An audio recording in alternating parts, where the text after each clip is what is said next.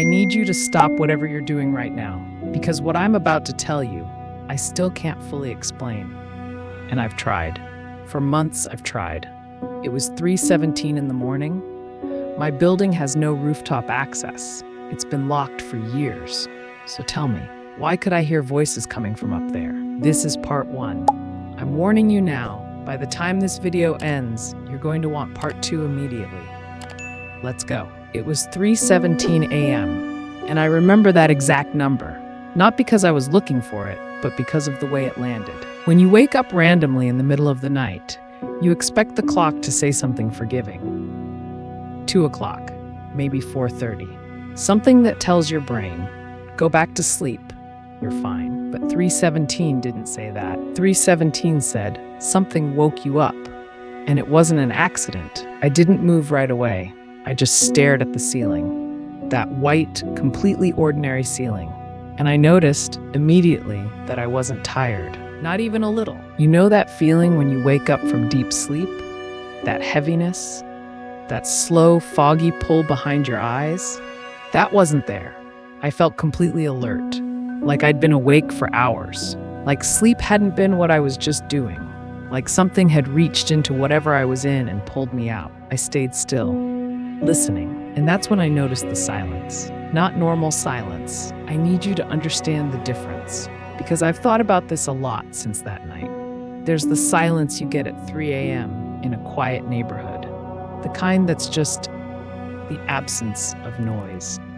Peaceful, expected. This wasn't that. I live in Seoul. Seoul doesn't go quiet. Even at 3 in the morning, there's always something underneath everything else. A distant car, a hum from somewhere, the low-grade frequency of a city that never fully shuts down. But in that moment, nothing. Not faded noise, not reduced noise, gone noise. Like someone had pressed mute on the entire world outside my window.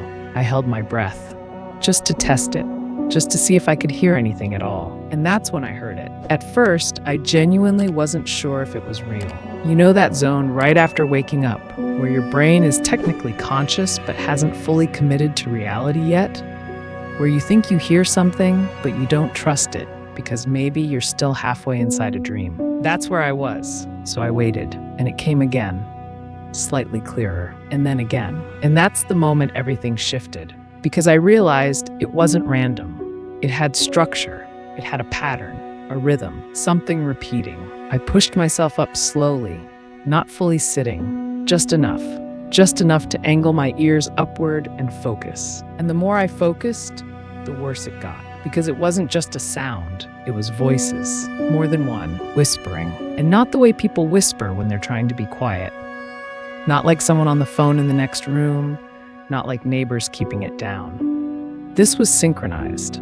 Multiple voices, repeating the same thing at the same time, slightly overlapping, slightly out of phase, creating this layered, hollow effect that I can only describe as deeply wrong. Like the sound was designed to be heard, but not understood. I couldn't understand a single word. It wasn't Korean, it wasn't English, it wasn't Japanese, it wasn't Mandarin, it wasn't anything I had a frame of reference for. It wasn't a language, it was more like the shape of a language.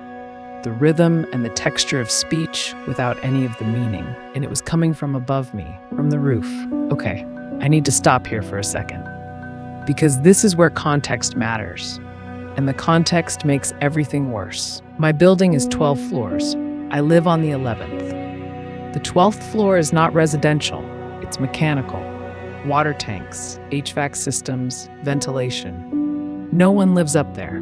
No one is supposed to go up there. And the rooftop access door, locked, has been locked according to my building manager for at least 3 years.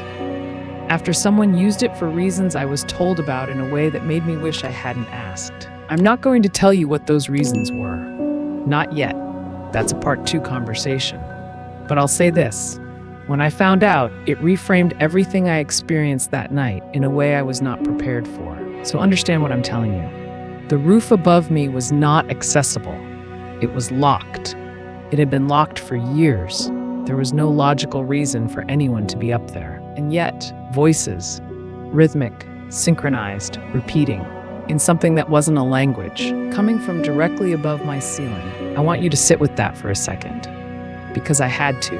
At this point, I had a choice, a very clear choice. I could lie back down, pull the blanket up, close my eyes, and decide that whatever was happening above me was not my problem. That was the smart option. That was the option that every horror movie character should pick and never does. I knew that. I was fully aware of that, and I still didn't pick it. I got out of bed, slowly. The way you move when some part of your brain is terrified of making noise, even though no one should be able to hear you, even though the only people nearby are somewhere above you, even though you have no idea what's going on. That instinct to be quiet, to be small, to be unseen, it kicked in hard. I stood in the middle of my room, just standing, listening. The voices were still going. Same rhythm, same pattern, unchanged. Like they'd been going long before I woke up.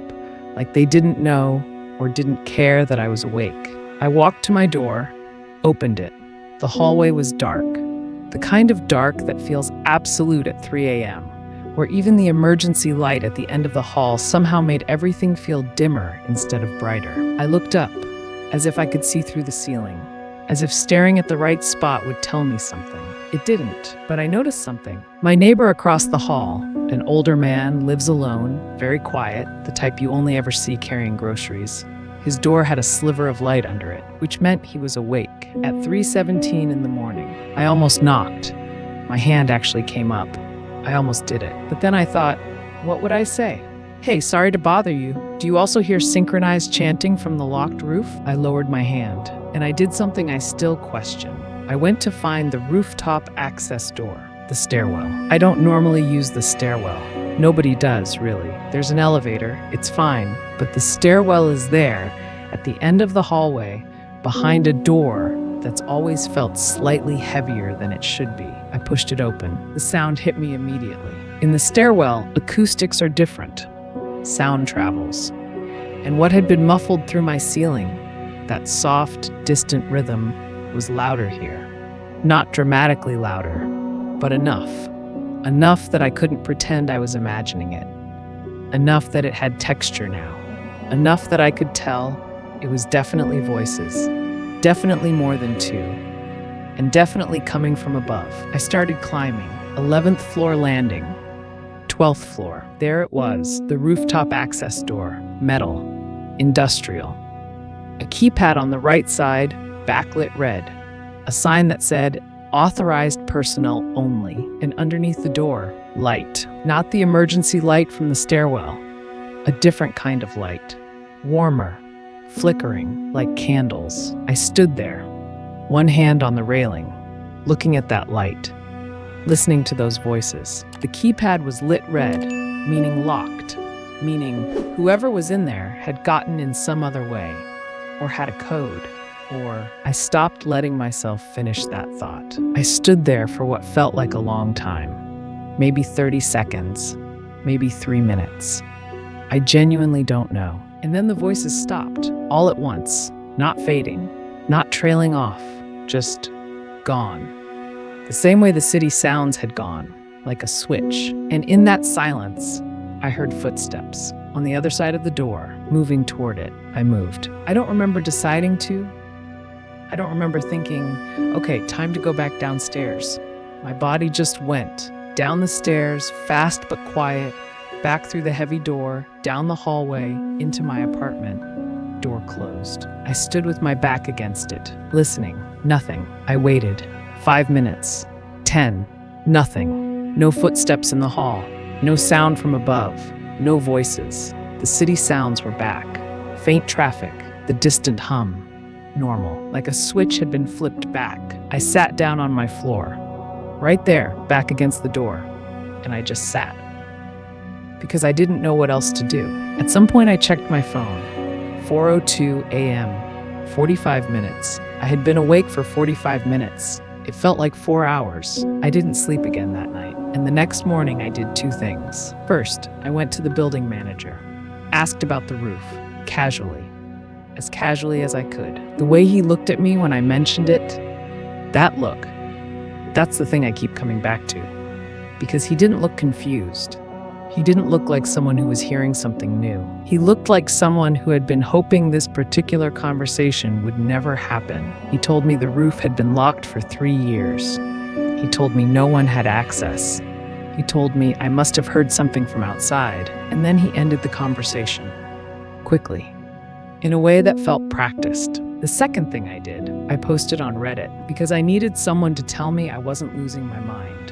And what happened in that comment section, I was not prepared for. Because some of those commenters, some of them, said they lived in my building. I'm going to stop there. Not because the story is over. It is absolutely not over. But because what comes next, what I found out about that building, what the commenters told me, what the building manager was hiding, and what I found, physically found, 3 days later, that needs its own video. Part 2 is already written, and I'll be honest with you, it answers some questions.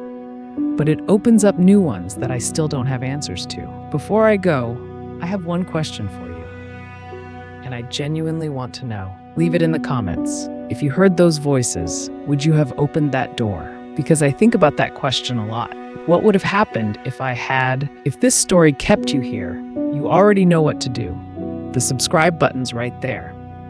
And the notification bell actually matters for part 2, because when it drops, you'll want to see it the same day. Hit the subscribe button if you want to listen to these stories more. You think what is going to happen?